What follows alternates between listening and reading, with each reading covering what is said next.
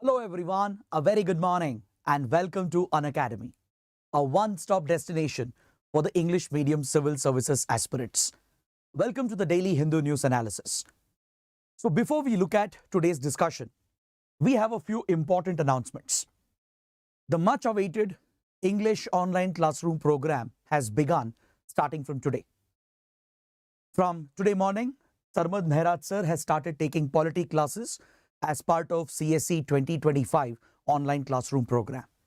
So those interested to enroll for this program can contact the number given below.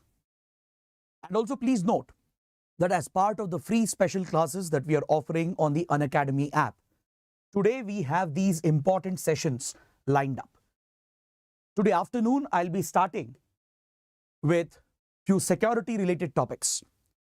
Under this special series called Security Brief, I will be taking up few important topics from internal security, starting with a discussion on Pakistan's state sponsorship of terrorism against India. We also have other interesting sessions lined up for today. Abhishek sir, as part of world history, will be taking up the important topic related to China and Taiwan. Then Sham sir will be covering a pressing issue, the farmers' protest, the Delhi Chalo March, which has been undertaken by farmers against the government of India. And we're also starting the Geography Basics series, where Mukesh Jha sir shall be discussing few core topics from Indian geography. So do attend these classes and the links are provided in the description box below. So with this, let's get started with the analysis of today's The Hindu newspaper by first looking at the topics that I have chosen for discussion. From the Delhi edition of The Hindu, I have picked 9 important articles. There are 4 articles that require a detailed discussion. The first article especially is a very good and a very important article related to women empowerment and women related issues. Then we have a couple of IR topics related to Pakistan and Qatar. And we also have a polity related topic with regard to the office of governor. So let's carefully analyze these major articles in today's paper, and then we'll go through the smaller articles that are relevant for the prelims exam. So let's begin with the first column on page number 6. This column is mainly focused upon a new initiative that India has undertaken at the global level to promote gender empowerment, women empowerment in essence, and to deal with gender-based issues. At the World Economic Forum that was recently held at Davos just a few weeks ago, the government of India took the lead role to bring the global community together to launch a new initiative focused on women empowerment and gender issues. This initiative is called the Alliance for Global Good, Gender Equity and Equality. So under this name, an international alliance, a global platform has been created by India during this year's World Economic Forum Summit, which took place at Davos in Switzerland just last month. So it's a new Indian initiative and it has got a lot of global support from many governments and other stakeholders and even from the industry.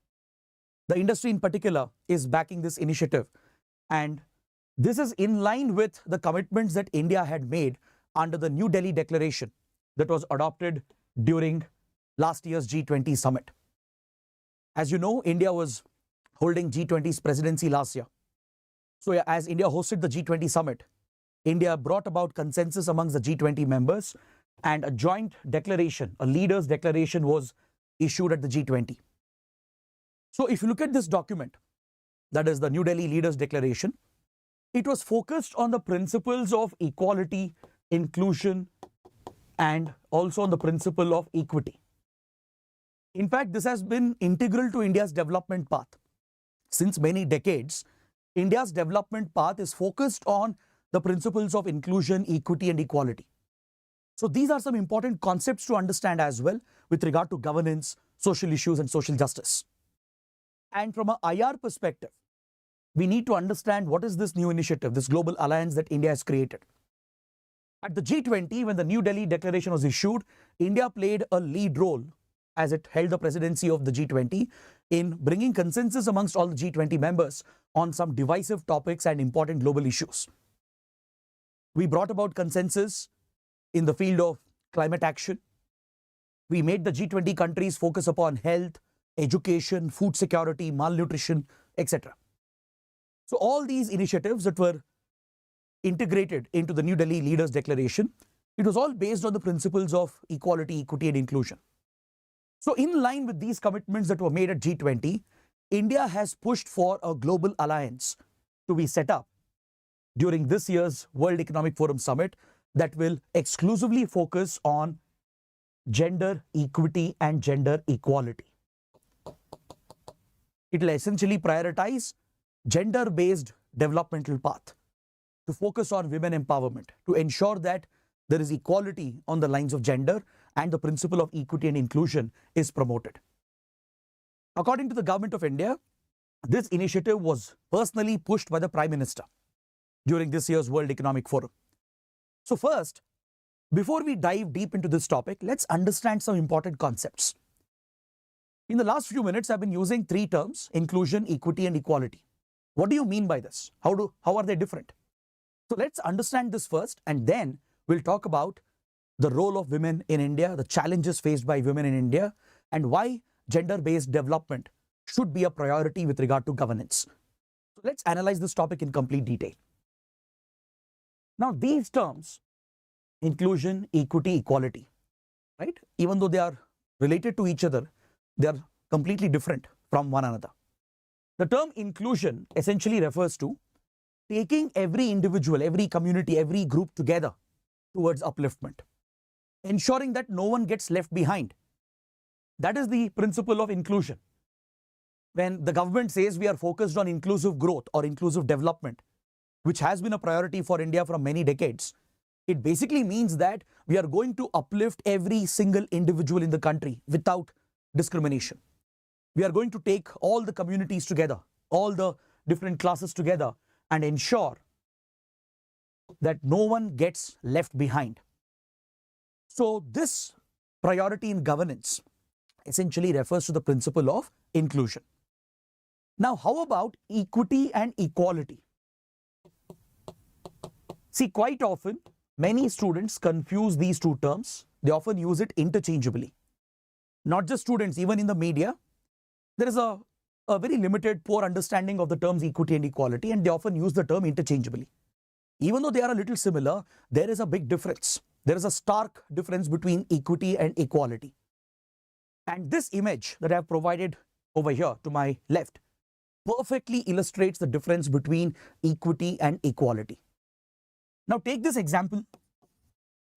You have three individuals of different heights trying to watch a sporting event in a stadium. They're all facing an obstacle. In front of them, there is a barrier. Now, because of this barrier, some of these individuals are not able to get a clear line of sight. They're not able to watch the ongoing match, and they're not able to enjoy the ongoing event. So let's say you want to help these individuals. If you're focused on principle of equality, that is, if you're trying to help them equally, you might provide a small chair or a box for all of them, which is of the exact same height. Now, even though you provided equal help to everyone and you believe that you have done a good thing by providing equal help to everyone, the end result is what matters. In the end result, you will notice that the discrimination, or rather the disadvantages that existed for some of them, exists even after providing the required support or assistance. Since equal support was given for all of them without considering their respective height, still there is a disadvantage for some of them.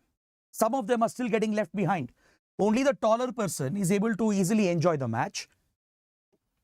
The second individual here, right, a medium-sized kid, is just able to peep through and get a basic view of the ongoing event. But the shortest member is again blocked out, left out from the event, not able to watch what's happening because of the obstacle, the barrier, despite equal support being provided. This is where equality may not help in an unequal society. In terms of governance, if the society is already unequal, if there are few disadvantaged classes, And if the government is trying to help everyone equally, then those who are advantaged, those who are the privileged classes, they will continue to enjoy the privileges, whereas the disadvantaged will remain disadvantaged. The obstacle or barrier here is essentially it's a reference to the obstacles in the society, the discrimination present in the society. Now, if you truly want to help the weakest of the weakest, if you truly want to assist the disadvantaged classes, the last two individuals here, then you have to prioritize the principle of equity, not just equality. Depending on their respective height, their existing height, if you provide a differentiated form of support, or what we call as affirmative action, right, in line with their current standing, then you will be able to achieve the desired outcome. You will be able to bring everyone to the same height. The shortest person has been given 2 stands or 2 boxes so that this individual would be at the same height as that of the tallest individual. 1 support stand for the medium-sized individual so that there is parity, there is equity amongst all the 3. Now all the 3 are able to enjoy the event. The tallest person didn't need any support because of his existing height, because of the advantage he enjoyed. So this is how the 3 individuals can overcome the barriers, the discrimination that exists. Now in terms of governance, it's exactly the same. In any society, there would be disadvantaged classes, classes which are already at a disadvantage. There would be few classes which are privileged, right? Now, if you just focus on equality and inclusion and provide equal support to every community, every class, every individual, then still a section of the society will get left behind, as we saw here. If you truly want to uplift everyone, if you truly want to ensure that no one is left behind, then what is needed is the principle of equity. Provide support depending on the extent of disadvantage that they are suffering from. Right? The privileged may not need any help, but those who are disadvantaged, they would need varying degrees of support. That is exactly what our policy of reservation also focuses upon.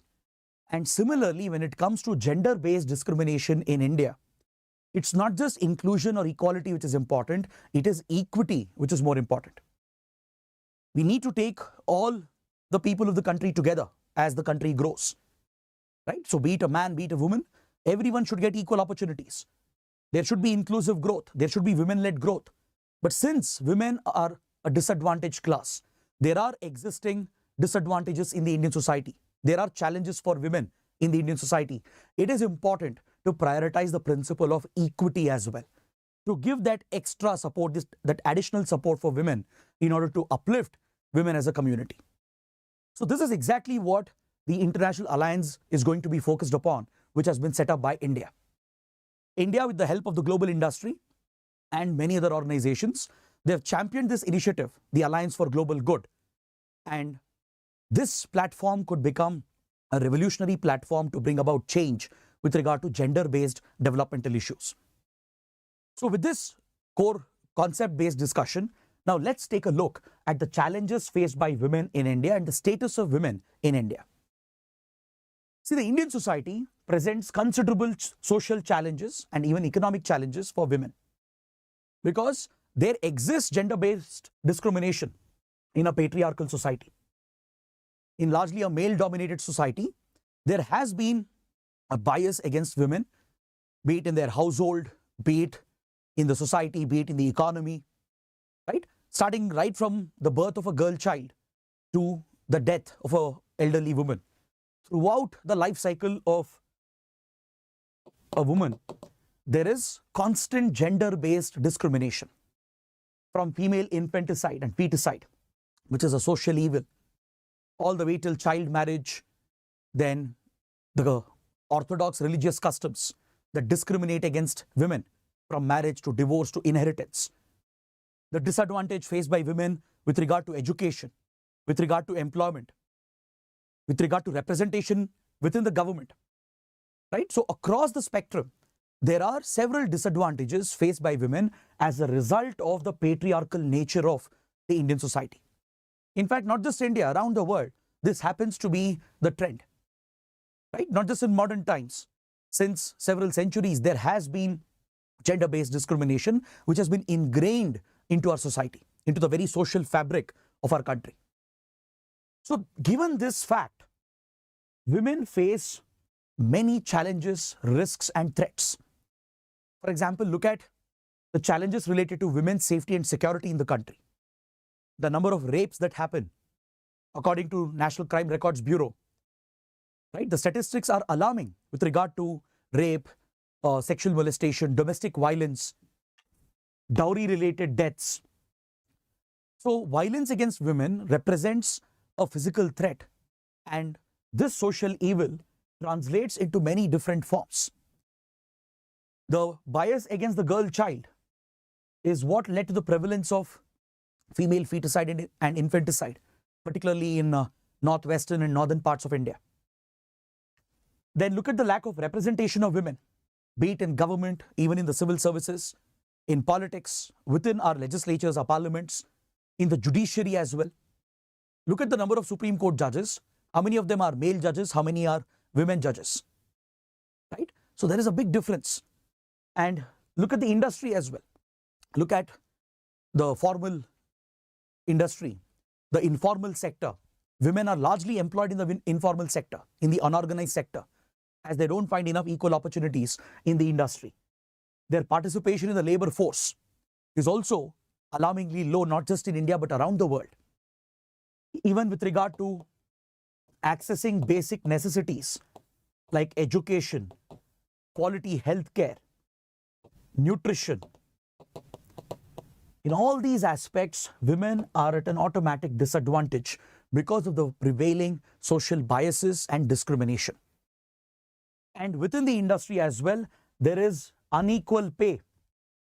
When you compare a male employee and a female employee, the remuneration that they draw for the same task, for the same job that they're doing, right? There is a difference across many industries. With regard to the opportunities available for women to grow, right? There is a automatic disadvantage. This is because of prevailing social inequalities, economic inequalities, and the other disadvantages. So this being the status of women and these being the challenges being faced by women in India, there are few constitutional and legal measures which have been undertaken in order to uplift women and to provide for gender equality. For example, we have Article 14, which guarantees right to equality as a fundamental right, irrespective of your race, caste, gender, religion, place of birth, etc. So regardless of the gender of the individual, the Constitution is guaranteeing right to equality. All of us are equal before the law. Then look at right to education, the RTE Act, which was brought out through a fundamental right, guaranteeing education to children in the age group of 6 to 14 years. And this covers the girl child as well, with special focus on educating the girl child. Then look at various statutory provisions, the legislative provisions that we have in the country. With regard to right to work, the Equal Remuneration Act mandates the employers to provide equal pay for the same work done by a worker, irrespective of their gender. Whether it's a male worker or a female worker, for the work that they are doing, they should get paid appropriately and there should be no discrimination here. Then the right against sexual harassment, following the Vishaka guidelines that were laid down by the Supreme Court, following a horrific incident in Rajasthan. Finally, based on the Vishaka guidelines to deal with sexual harassment at workplace, a law was introduced, the POSH Act, Prevention of Sexual Harassment at Workplace. So today there are clear guidelines to prevent sexual harassment at workplace. Industries, companies, factories are mandated to set up internal complaints committee and ensure that these complaints are looked into to ensure that sexual harassment at workplace is tackled. Then even if you look at right to property, right to marriage, divorce, etc., these issues, right, they generally affect women more than affecting men. Because especially when it comes to religious customs, religion-based practices, there has been a discrimination, a bias against women due to orthodoxy prevailing in the society, due to patriarchal nature of the society and most religions. If you look at the earlier version of Hindu Marriage Act, Hindu Succession Act, if you look at instant triple talaq, right? All these practices tied with personal matters, which were influenced by religious customs, right? They were inherently biased against women. Eventually, it took the Supreme Court to declare instant triple talaq as unconstitutional, following which a law has been enacted to ban instant triple talaq. Similarly, Hindu Succession Act, Hindu Marriage Act has undergone changes to guarantee equal rights to women with regard to marriage rights, divorce, inheritance, etc. It's in this regard that there is a strong demand for a UCC, a Uniform Civil Code, as envisioned under Article 44 of the Constitution, to create an egalitarian society. So there are many more provisions. We can go on and on, especially after the Nirbhaya gang rape incident, which horrified the nation. A committee was set up by the government to look at women's safety and security, the Justice J.S. Verma Committee. This committee came out with several important recommendations to deal with women's safety issues and security related issues, and this has led to a complete transformation in our legal landscape to protect women from all these threats, from rape to molestation to harassment. So there exists an entire framework of constitutional provisions, legal statutory provisions, but still it's not enough. Because even today, women are still getting left behind. So this is where you should understand the current priority of the Modi government to provide for women empowerment in the country. That's what the writer is talking about. The writer is focusing upon the development agenda of the current government over the last 10 years and how the government has focused on women empowerment. He gives us few examples, few specific illustrations to show that the government is committed towards uplifting women. The writer is talking about the Women's Reservation Bill that got enacted last year in the Parliament. Now, this is a revolutionary tool. This could revolutionize representation of women in our politics, in our legislatures, in our governments. It guarantees 1/3 representation for women in politics. Then look at the gender-based budgeting, which the Indian government has been following for many years. If you look at the last year's union budget, $27 billion was allocated based on gender-based allocation, gender-based budgeting. So this budgetary allocation is primarily allotted towards education, health, nutrition, women healthcare, women welfare, etc. Then the government has claimed that female labor force participation rate has seen a significant jump in the last few years. According to the PLFS survey, the Periodic Labor Force Survey, there has been a jump, according to the government, in female labor force participation rate. That is the number of female workers participating in our labor market. This has jumped from 23.3% in 2017-18 to 37% in 22-23. This is quite a significant jump. But however, this is challenged by other independent reports. There are other reports challenging this claim of the government because other independent institutions have data to show that female labor participation rate has declined in India. But however, the government claims based on PLFS reports that female labor force participation rate has actually gone up significantly in the last 6 years. Then if you look at education, especially higher education in India, there is something very remarkable.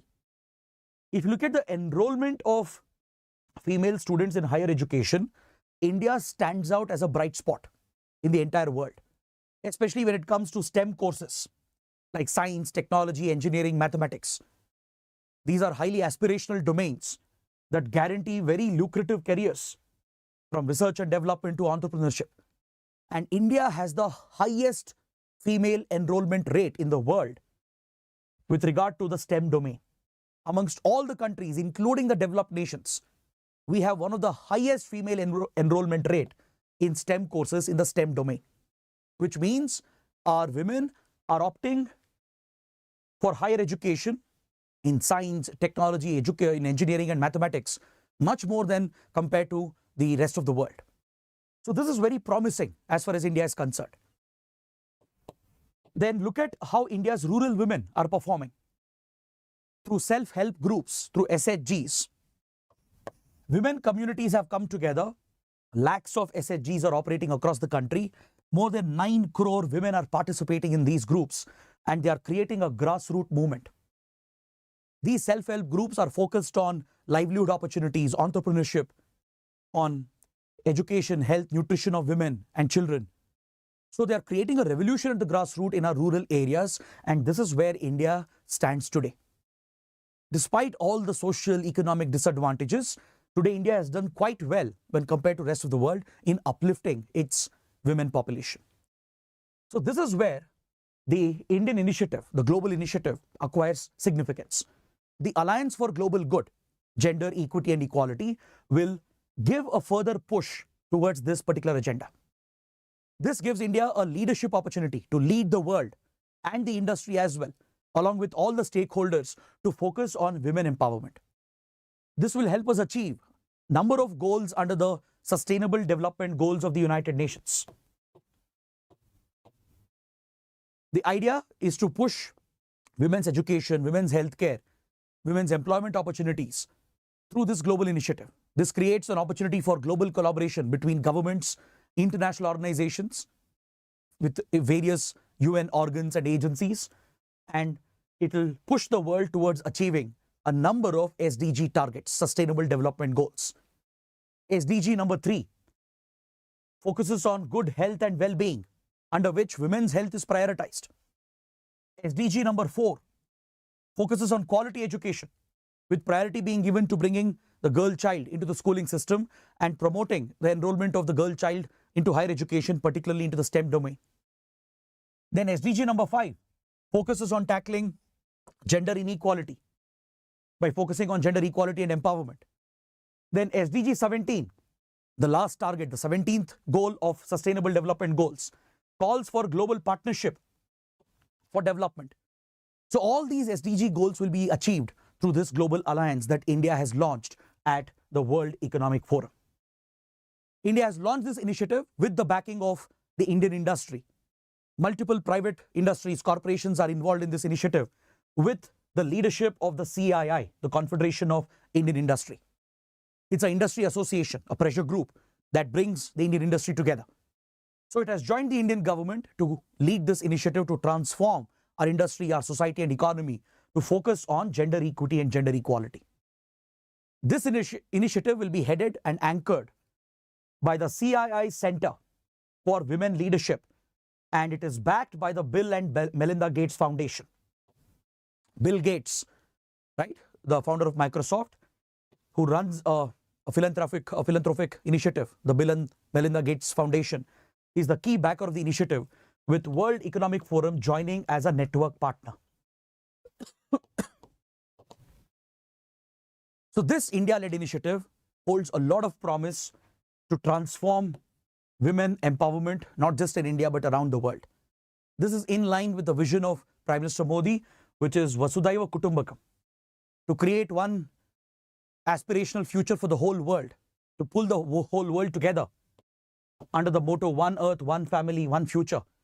And it's perfectly in line with the vision of Sabka Saath, Sabka Vikas, to ensure that no one is left behind, to ensure that inclusive development becomes the mantra of governance and development.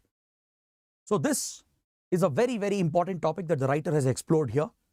You can not only expect mains questions, either in GS1, GS2, you can even expect a possible essay topic on this.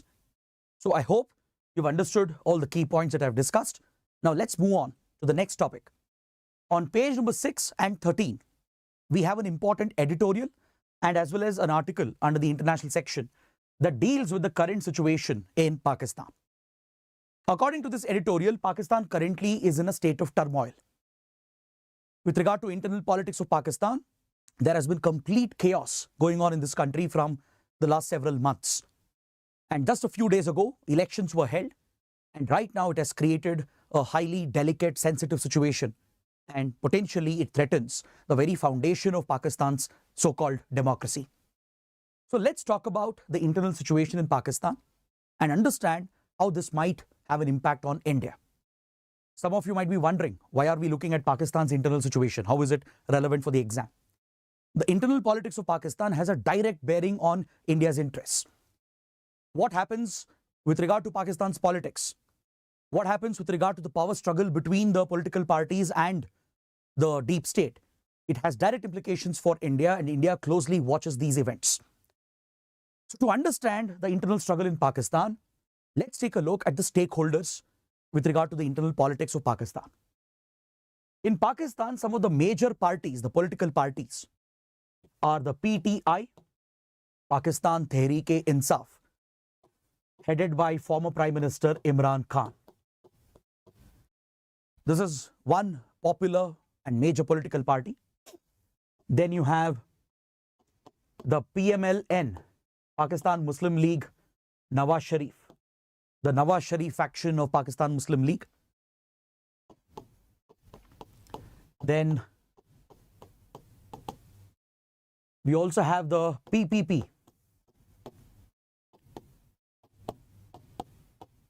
headed by the Bhutto Zardari family. The Bhutto Zardari family heads Pakistan People's Party. So these are the major political parties in Pakistan. We also have MQM and few other minor parties which also play a significant role. But these three would be the major standout parties in Pakistan. But with regard to Pakistan's internal politics, these leaders and nor their parties really call the shots in Pakistan. Because the real authority lies with someone else. Even though Pakistan is a democracy on paper, that's why I said it's a so-called democracy. In reality, democracy is a myth in Pakistan. It's simply an electoral autocracy. The real authority lies with the deep state. The real control, the real decision-making power, the real authority to pull the strings and even going to the extent of manipulating elections, rigging elections, lies with the deep state of Pakistan. So what is the deep state? The deep state is the hidden part of the Pakistani state. This essentially is a reference to the Pakistani army and the intelligence agency, ISI. The army ISI complex, they largely control the levers of power with regard to Pakistan's internal politics. In fact, there exists a dual power center in Pakistan. Even when you have an elected civilian government in power, right, a democratically elected civilian government in power, the real authority is still with the deep state. The real shots are called by the deep state, by the army and the ISI. So if you ask me which is the most powerful position in Pakistan, it has to be the Pakistan's army chief. Not even the prime minister or the president of the country, but the army chief of Pakistan remains the most powerful authority and the most powerful institution in the country. This is a well-known secret. It's like an open secret. Now, this being the case, over the last 1.5 years, there have been some very interesting developments. See, in the last election that took place almost 5 years ago, Imran Khan was the favorite of the deep state. In Pakistan, nobody comes to power without the blessings of the deep state, without the blessings of the army chief and the ISI, right? And the deep state, if it doesn't like someone, it will ensure that they don't get elected. It has the ability not just to manipulate and rig elections, but it also has the ability to threaten and coerce the politicians and the parties to stay away from elections. In fact, there's a very popular joke amongst many retired Indian diplomats that it's very risky to become a politician or a leader in Pakistan, especially if you become a prime minister or a president. Chances are very high that sometime later you might be assassinated, or you might be jailed under false charges. You might be driven out of the country, exiled into a foreign country, or your governments might be toppled. This is a harsh reality in Pakistan, because in Pakistan there is a history of such manipulation by the deep state. From the 60s, 70s, the deep state has been meddling with democracy in Pakistan. There have been multiple military coups where army generals have toppled elected governments and captured power to form military dictatorships. Then there have been instances where many Pakistani leaders have been driven out of the country, exiled, from Parvez Musharraf to Nawaz Sharif. There have been instances where Pakistani leaders have been assassinated, like Benazir Bhutto, for example. There have been instances where leaders have been arrested, jailed and punished, like Imran Khan currently is suffering from. So this has been the reality of Pakistan and the truth about Pakistan's democracy. So in this year's election, it was very interesting. It was something that the whole world was looking forward to, because a few months ago, Imran Khan was the poster boy of the army. The deep state had backed Imran Khan extensively. That's how he could win the election, become a popular leader. But eventually differences came up between them, and it came to a situation where the deep state ensured that the Imran Khan's government was toppled. Imran Khan was removed from power. Later, he has been jailed, arrested under many charges, from corruption charges to violation of Official Secrets Act. He has been charged, recently held guilty right before the elections. So the idea is very clear. The idea was to ensure that in the upcoming elections, Imran Khan shouldn't pose a threat to the deep state's control. Essentially, the elections that were held last week, it has not been a fair election. It's not a free and fair election. There has been no level playing field. Imran Khan has been jailed. Many of his top leaders have been jailed along with him. And the whole party has almost been disbanded. In fact, the Election Commission, which is again controlled by the deep state, ensured that the PTI couldn't use its party symbol on the ballot paper, thereby essentially disqualifying PTI from the elections. So most PTI candidates who contested the election, right, they all contested as independent candidates. But however, please note, because of this tussle between the army and Imran Khan's popularity has grown immensely in the last couple of years.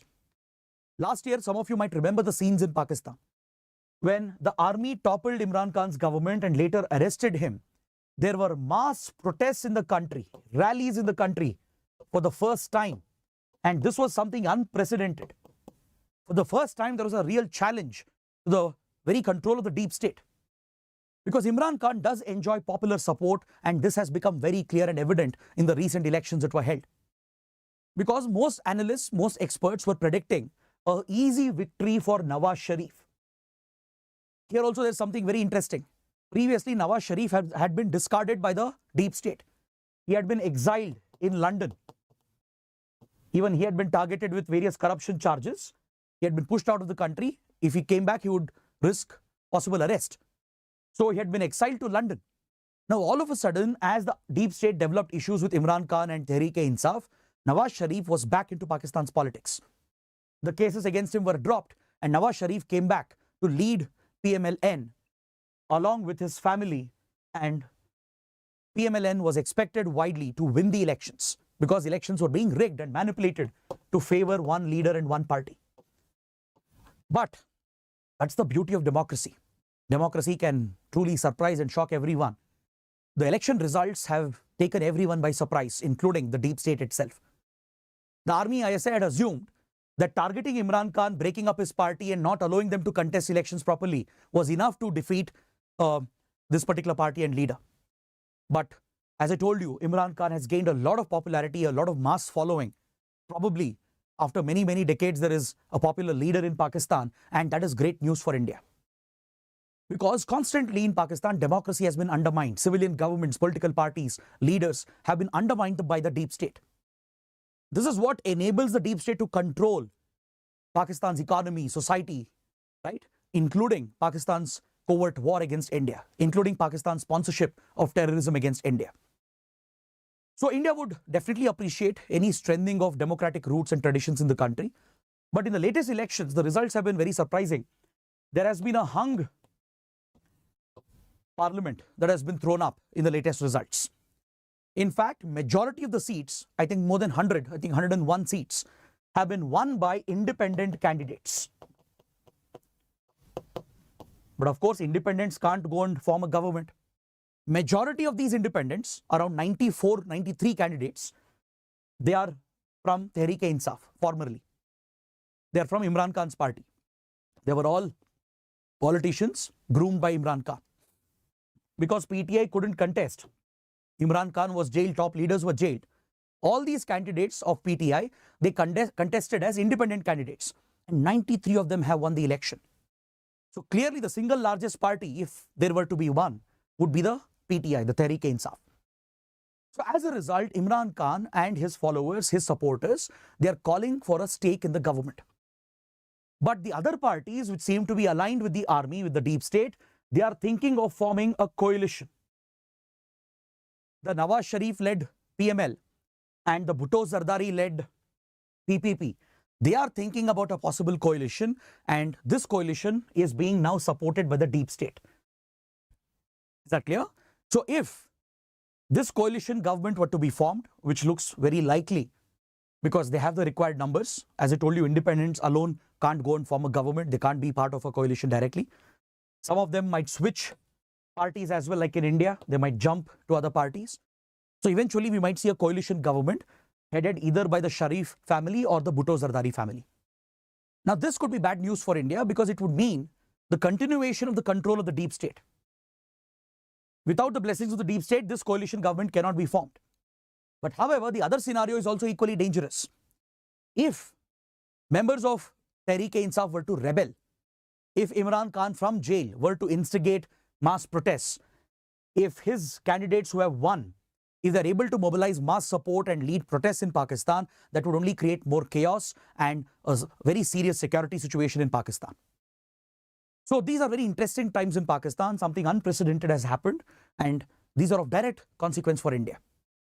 The very fact that democracy has been constantly weakened, sabotaged and undermined is the reason why Pakistan remains a rogue state, a hostile state, because it's largely controlled by the deep state, the army and the ISI. They remain relevant as long as they can project India as a constant enemy, as an imminent threat. The army and ISI don't face a significant challenge either from the politicians or from the masses because they are constantly projecting India as an imminent threat. That is what justifies their covert war against India. That is what justifies the army and ISI controlling all the resources, enriching themselves while the Pakistani public suffer. Pakistan's economy has collapsed. There is massive inflation, no electricity, no food, no jobs. And yet there is no rebellion, no revolution. Why? Because the deep state has always managed to create this narrative that India is an imminent threat. The deep state has to remain relevant to protect Pakistan against India.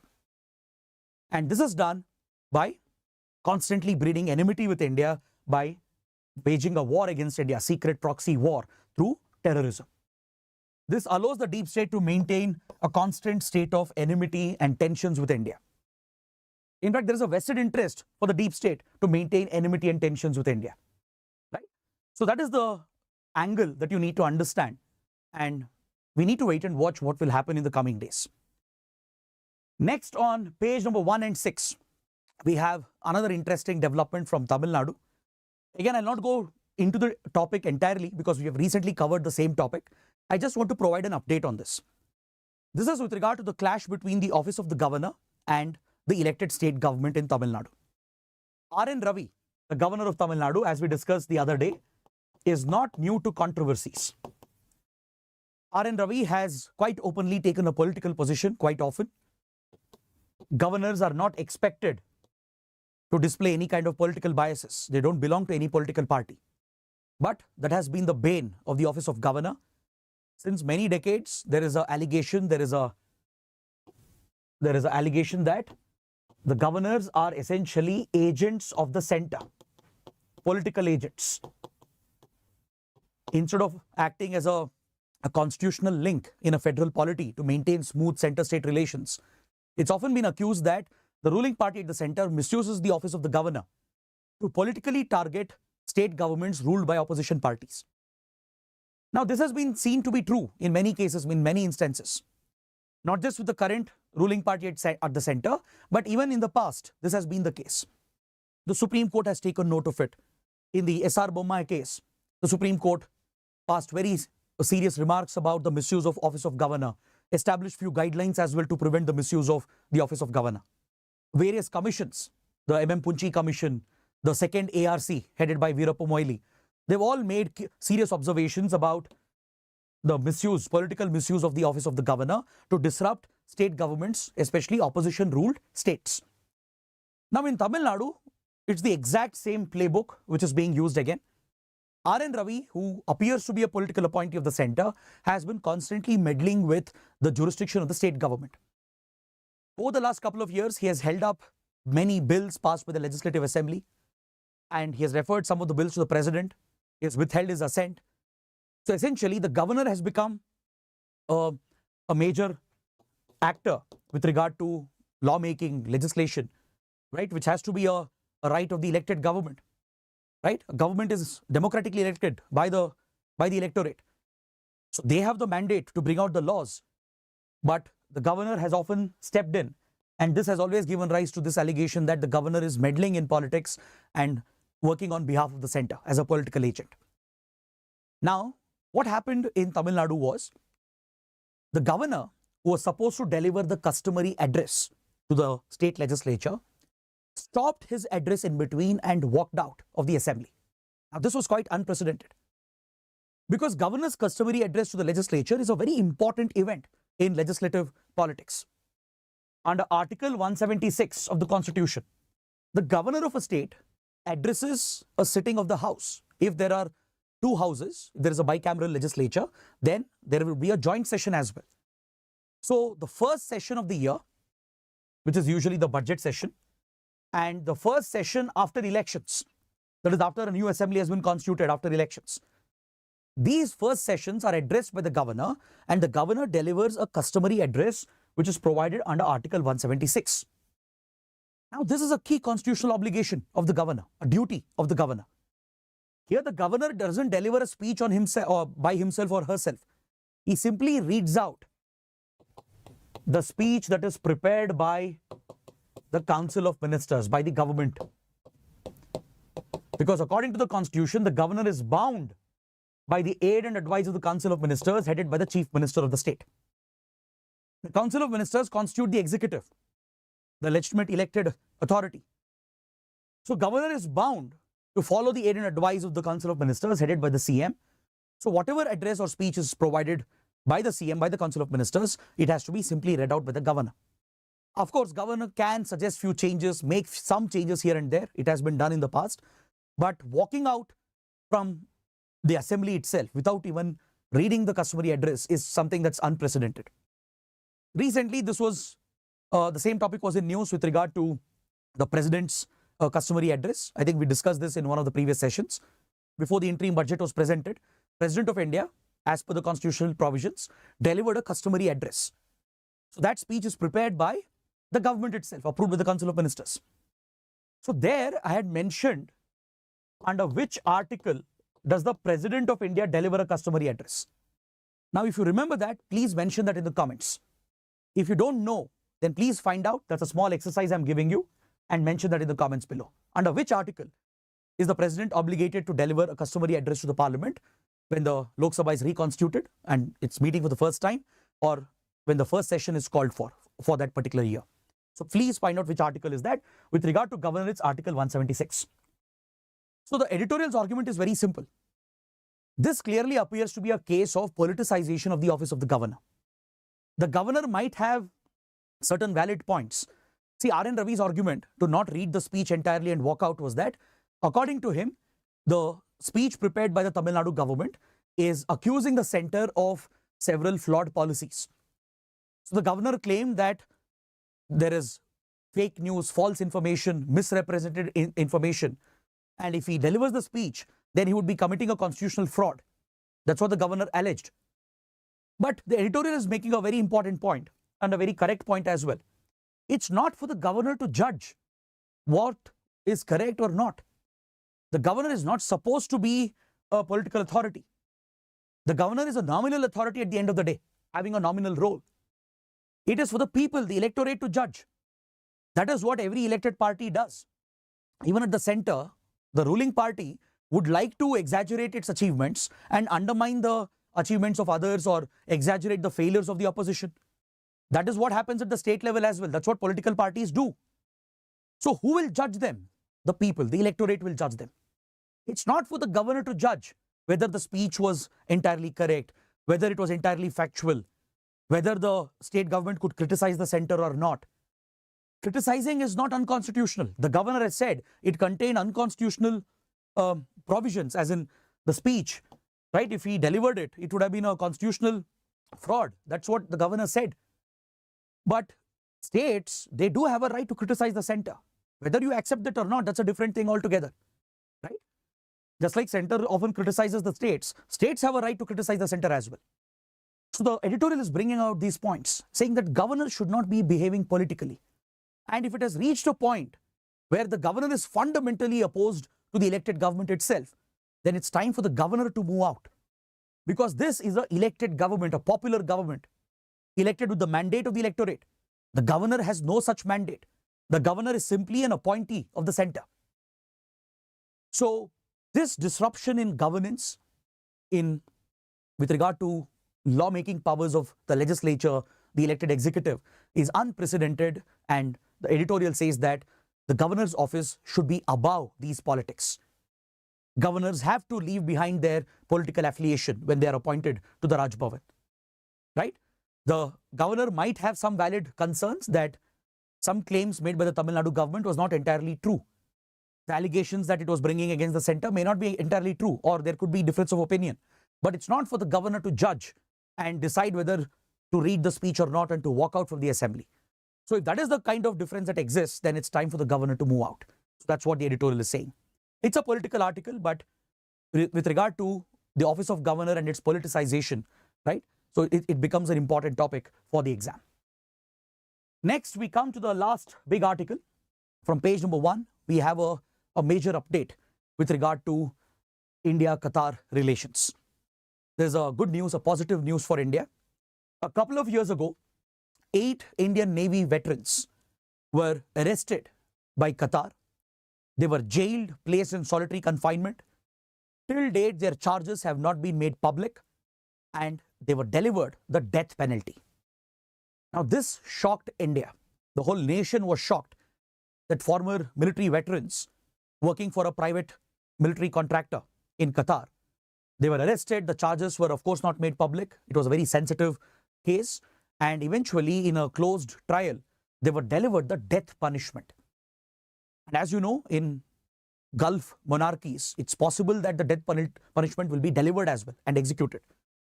So India intervened immediately. India had been monitoring the case very closely from 2022 itself. And especially after the death punishment was delivered last year, India stepped up its diplomatic pressure and influence. And finally, India has managed to convince Qatar to let go of the Indian Navy veterans. Now, according to many reports, it's alleged that this is an espionage case. See, we are in no position to confirm this, right? Neither India nor Qatar have officially publicly spoken about the charges. But according to some credible reports, the charges brought against these Indian Navy veterans was that of spying and espionage against Qatar. The background to the case is a little interesting. These Indian Navy personnel who had retired from the Indian Navy, some of them from very senior positions, they had joined a military consultant and a contracting firm called Al Dhara Global. Al Dhara Global essentially was a defense consultant, a defense contracting firm based out of Oman. It was based out of Oman, Muscat, but it was owned, headed by an Israeli. An Israeli businessman was heading this company, and it primarily employed retired Indian soldiers, not just from the Navy, even from the Army, Air Force. A number of Indian military veterans were hired and employed by this defense company.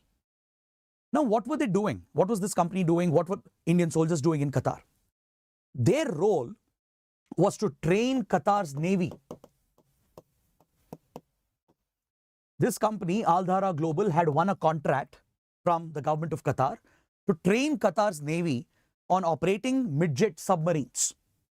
Qatar was procuring advanced midget submarines.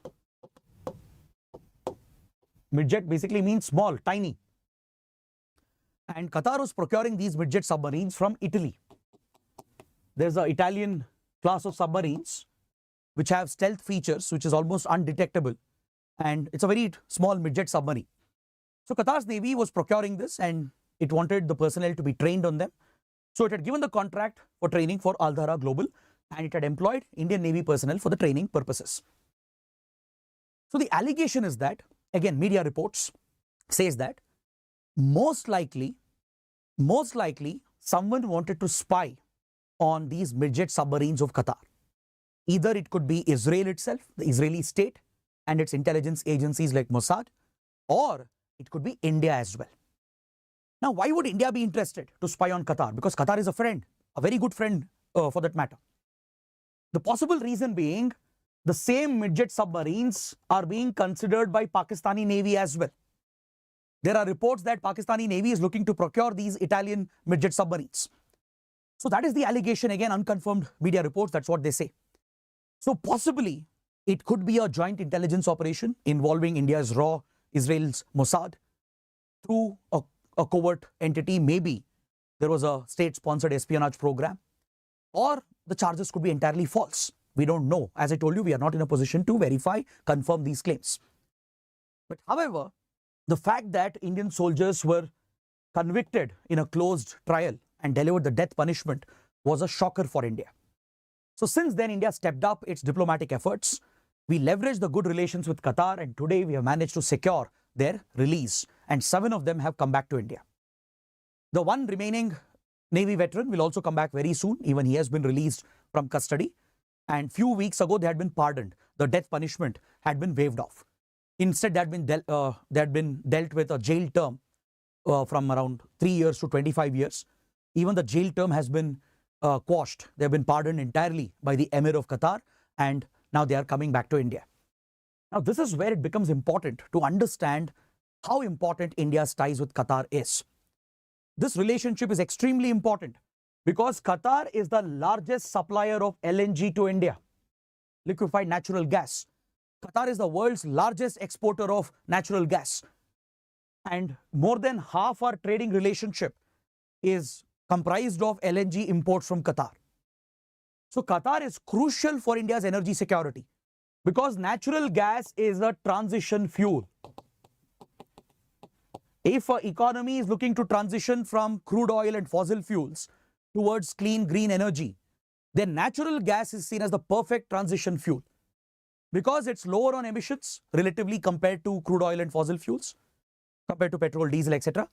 And relatively it's cheaper compared to the more expensive clean and renewable forms of energy like solar, wind, nuclear, etc. So natural gas is a transition fuel, and as a result it's crucial for India. As India is planning to reduce emissions, achieve its climate action targets, and move towards clean energy, natural gas will play a critical role in our energy basket. And Qatar will drive this change in India. Qatar is the biggest supplier, will remain the biggest supplier of natural gas to India. So this is a strong economic bond that exists. Plus, there is a very strong Indian diaspora community in Qatar. Almost 8 lakh Indian workers reside in Qatar and work in Qatar. They are the backbone of Qatar's economy. From the gas industry to construction, real estate, hospitality. In all these sectors, it is Indian workers who are the backbone of Qatar's economy. So there is a close economic, cultural, people-to-people relationship. So this is exactly what India has leveraged. The Modi government has leveraged this influence. Plus, India would have worked with other Gulf powers, including UAE, Saudi Arabia, etc., to exert a positive influence on Qatar. Now, Qatar is crucial for other reasons as well.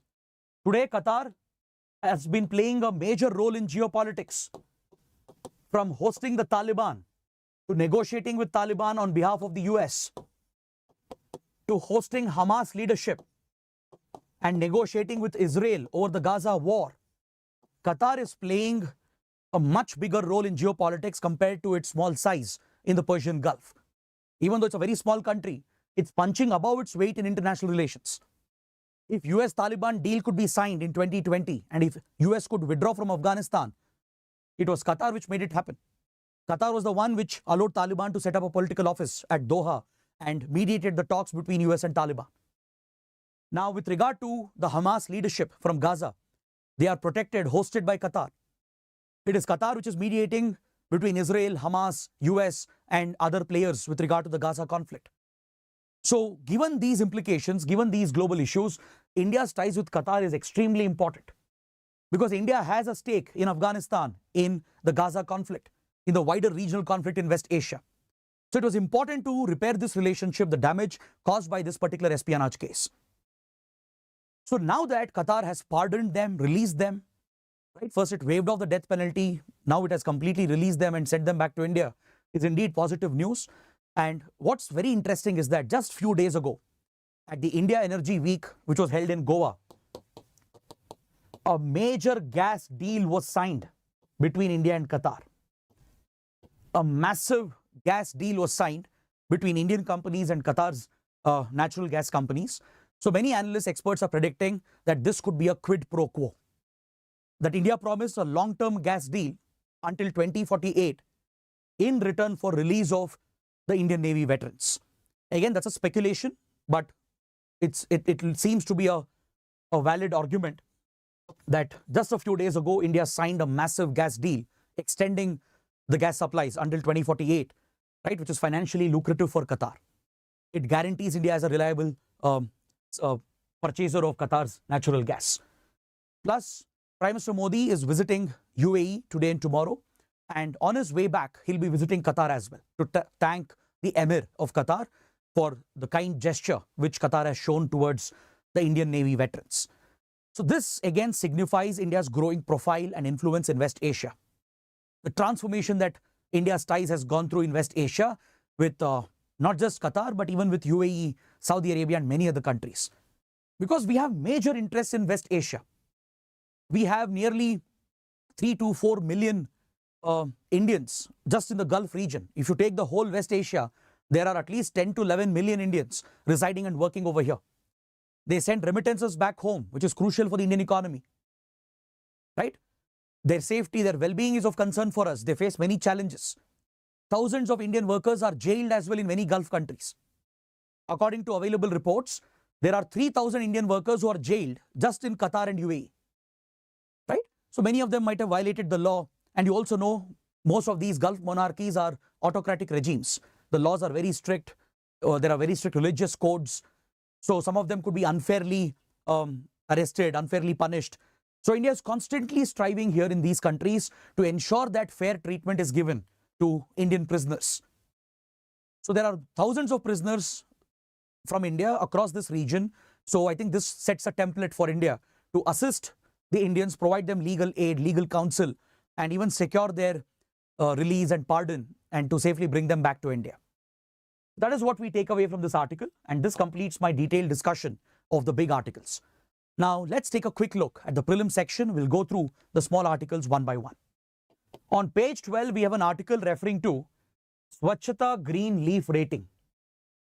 The article says that this hygiene and sanitation initiative launched by the government of India is not being implemented, it's not being followed by the hotels, resorts, and the tourist industry. Essentially, the article says this initiative has not taken off. So what is this initiative, right? It was recently launched in November 2023, just around 3 months ago, by the Tourism Ministry along with the Department of Drinking Water and Sanitation. This initiative is essentially an initiative focused on sanitation, hygiene, cleanliness. It's part of Swachh Bharat, the Swachh Bharat Abhiyan under the rural component. It's part of the Swachh Bharat mission, Grameen component, the rural component. And the focus here is to promote hygiene, cleanliness, and sanitation at tourist places, especially at hotels, resorts, homestays, etc. The idea is to bring the government stakeholders with the hospitality industry and collaborate so that we can provide for clean tourist facilities and boost sustainable tourism in the country. So a rating system was introduced called Swachata Green Leaf Rating. Now, when you go to book a hotel on, let's say, Make My Trip, Booking.com, etc., you see star rating, right? Where users would have given their rating based on their experience, based on the facilities, the amenities, etc. On similar lines, for hygiene and sanitation at hotels, resorts, etc., a rating system was launched, which is the Green Leaf Rating. So this is designed by the government of India, by the Tourism Ministry, implemented through Department of Drinking Water and Sanitation. So they will collaborate with the state governments and the tourism industry and the hotels, resorts, homestays, etc. to collectively implement this effort. It was launched as a pilot project in Jammu and Kashmir and few parts of India, and last year it was rolled out across the country. The idea is to tackle solid waste, even wastewater management, then prevent single-use plastics at tourist locations, etc. The idea is basically to tackle pollution, ensure there is a clean, safe environment, hygienic environment. So this will help the tourists, it will boost tourism, both domestic and international tourism, and it will make tourism more sustainable. So with this idea in mind, the government has launched this rating system called Swachata Green Leaf Rating. But according to the article, it has not taken off because the hotels, the tourist industry is not showing much interest in implementing these provisions that are needed. Next, we have a small update about the post of Deputy CM, Deputy Chief Minister. Many states have this role, Deputy CM, Deputy Chief Minister. For example, in Karnataka. Maharashtra also has had Deputy CMs, right? So is this constitutional? Is it provided in the Constitution and is it entirely constitutional? The role of Deputy CM is not mentioned in the Constitution. While the Constitution mentions the Chief Minister, it mentions the Council of Ministers, it does not mention the Deputy CM. Similarly, we have had Deputy Prime Ministers as well, right, at the center. So these roles are not explicitly mentioned in the Constitution. It's not exactly a constitutional role. But however, they are not unconstitutional either. Recently, a case had been filed in the Supreme Court, and the petitioner was urging the Supreme Court to declare the post of Deputy CM as unconstitutional. So with regard to this petition, the Supreme Court has asked the petitioner that a Deputy CM, at the end of the day, is part of the Council of Ministers, right? The Deputy CM eventually has to be a MLA, a representative of the House, right? And just like other ministers as part of the executive, as part of the Council of Ministers, Deputy CM is also just one amongst the Council of Ministers. So Deputy CM enjoys a certain level of authority and power and political control as well, right? Usually in coalition governments, we see that coalition partners are often given these positions. But however, it doesn't make the position unconstitutional. So it's not mentioned in the Constitution, but it is not unconstitutional. That's what the Supreme Court has said. It has dismissed the case. It has criticized the petitioner for raising a frivolous matter. It has said the case has no basis. It's not well substantiated. So Supreme Court has said the role of Deputy CM is constitutional, but it's not mentioned in the Constitution. So please be clear on this. There can be a possible prelims question on these lines. Next, on page 13, there is a mention of the Starlink constellation of satellites. Ukraine has alleged that Russian military forces are using Starlink satellite terminals that you see here in this image to launch their offensive operations against Ukraine. Now, this has raised a lot of concern. In fact, Ukraine has been using Starlink satellites, and it has helped Ukraine in its targeted operations against Russia. So why are we exploring this issue? We are exploring this issue because this brings up the question of satellites in warfare and conflicts. More importantly, it brings up the question of private companies, private corporations, and the role they play in warfare. See, Starlink is a constellation of satellites. Thousands and thousands of satellites are being launched. These are very small micro satellites being launched, and they are placed in a trail. They orbit the Earth, right, in multiple orbits, and you have these train of satellites. It forms an entire constellation. In fact, sometimes it is visible to the naked eye as well as a train that is moving in the night sky. So this has been a nuisance for astronomers because placing thousands and thousands of satellites in orbit will disrupt astronomical observations. Plus, it increases the risk of space debris, space accidents when thousands of satellites are being placed in orbit. So what is the purpose of Starlink and who owns this project? See, this is established by a space company, a private space firm called SpaceX, owned by Elon Musk. Elon Musk, who owns Twitter, who established Tesla and other popular companies, right, also founded SpaceX. This is his private space venture. And SpaceX is a major private space organization in the US and plays a key role in a US space program. It works closely with NASA. So Elon Musk's vision is that there should be a global network of constellation of satellites, thousands of them like this, which can beam internet, high-speed internet to any point on Earth to connect even remote areas, unconnected areas, mountainous regions, remote valleys, forested areas. Every region can be covered with internet, which can transform the economy. So there is a business case and a social purpose that the project can serve. But however, the question is, what if the same resources are misused in warfare and conflict? Now, the accusation was Elon Musk was initially biased in favor of Ukraine, and it was alleged that US was providing Starlink terminals to Ukraine forces to launch targeted attacks against Russia. Because these satellites can help in encrypted communication, in positioning information which can be used for targeting missiles, drones, etc. Precision targeted strikes can be launched with the help of satellite navigation. So there was an allegation from 1.5 to 2 years that Starlink was involved in the conflict. In fact, US itself was involved in giving Starlink access to Ukraine, which had lost communication support. Now, a concern has come up that Russian forces also have gained access to these easily available Starlink terminals. You can see here in the image, the setup is so simple. It's just one small receiver antenna and a small router, and you're good to go. You have high-speed internet connection, which is directly linked to the constellation. So it's alleged that even Russian forces have gained access to Starlink. So this raises very disturbing concerns about private involvement in warfare. Because private companies driven by the profit motive, right? If they are playing a bigger role, a determining role in a conflict, what if wrong things are done? Right? It raises questions of ethics, morality, etc. Similar concerns, allegations have come in Sudan. As you know, country of Sudan is going through a civil war right now.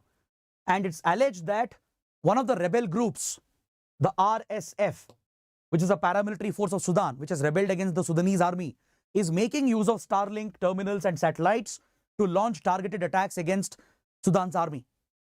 So in Sudanese civil war as well, there is an allegation of misuse of Starlink satellites and terminals. So this brings up the question of private involvement in warfare, how satellite technology can revolutionize warfare and even raise many risks and concerns. Right? So that's an interesting topic that you can think about. Then coming to the last two articles, let's wrap up the session by looking at these last two articles. Both are from the Science and Technology supplement. So here we have an article referring to the Event Horizon Telescope, EHT. Thanks to the Event Horizon Telescope, which is a Earth-sized telescope, it's an array of telescopes distributed around the world. Thanks to the Event Horizon Telescope, for the first time we got visual confirmation of black hole, thus establishing the fundamental principle of general relativity, the theory of general relativity laid down by Albert Einstein. Right?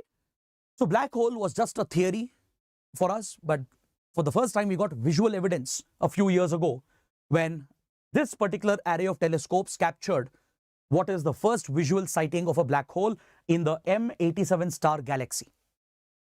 All right. So now further observations have given even more scientific information about black holes and the structure of the black holes. So here there could be a possible question on Event Horizon Telescope. What is it? And where was the black hole sighted? It was sighted in the M87 star galaxy. All right. Now, what is this telescope? The Event Horizon Telescope is basically, it's referred to as an Earth-sized telescope. Not literally, of course, but it's basically a network of telescopes around the world. A network of highly capable, high-resolution telescopes. It's an array, and it works on a principle called very long baseline interferometry. Essentially, it collates data from an array of telescopes around the world and integrates them to give great insight into far-off distances.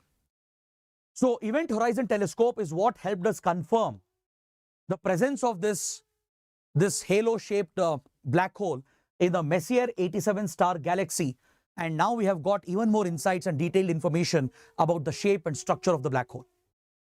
So without getting into the complexities of general theory of relativity and black holes, just the basic understanding is more than sufficient. Just know what is Event Horizon Telescope and where was the black hole pictured by the telescope. Next, on the same page, we have an article related to particle physics.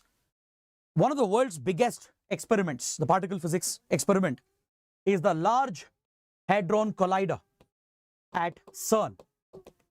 Some of you would have heard about this experiment. It's one of the largest experiments designed in order to observe the God's particle, the Higgs boson particle, right, which is the very fundamental subatomic particle of particle physics. This massive facility was created along the borders of France and Switzerland. Along the France-Swiss border, a 27-kilometer diameter project was set up. Essentially, an underground tunnel with a diameter of 27 kilometers was established, and it's a collaborative project, a global collaborative project. So this is the France-Switzerland border, and you can see the particle accelerator over here, spread out over a diameter of 27 kilometers.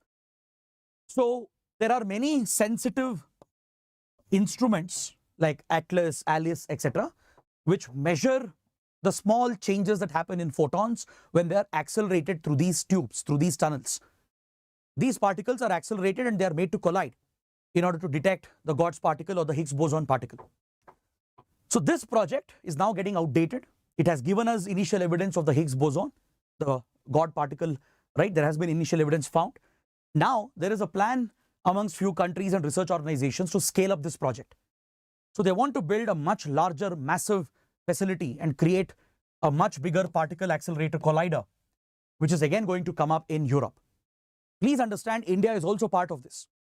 Indian institutions like Tata Institute of Fundamental Research and few other important scientific institutions from India are also part of the CERN Super Collider project or the Large Hadron Collider project. So just know what it deals with, what part of science it deals with, where is it located. So that should be more than sufficient. So on this note, I would like to conclude the discussion. And before we end, please note that we also have a English batch along with the English batch that is starting.